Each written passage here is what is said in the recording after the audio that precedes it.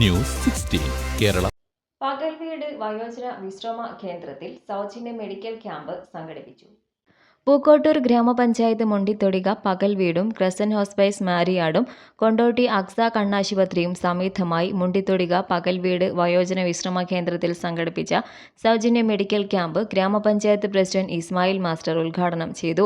Ward member Habeeba Valyappu അധ്യക്ഷത വഹിച്ചു. വികസനകാര്യ standing committee chairman MT Ali, ക്ഷേമകാര്യ standing committee chairperson Arifa teacher, Musthafa Valyappu, പകൽവീട് പ്രസിഡന്റ് ഹംസ മോഴിക്കൽ, PP നിസാം, അബ്ദുൽ അഹദ്, ആഷിഖ് അല്യമ്പലാൻ, നൌഷാദ് മോഴിക്കൽ, ജയ്സൽ, ആശാവർക്കർ പ്രസന്ന, അക്സ കണ്ണാശുപത്രി PRO Akhil Kumar, MLSP ജീഷ്ണ, doctor Athif Dilshad, crescent hospice warden Noufal പങ്കെടുത്തു.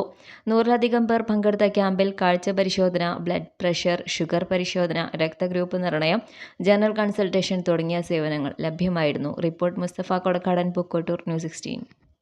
പക്ഷമില്ല, വിവേചനമില്ല. നേരിനൊപ്പം, നാടിനൊപ്പം, നാട്ടുകാർക്കൊപ്പം. News 16 Kerala channel.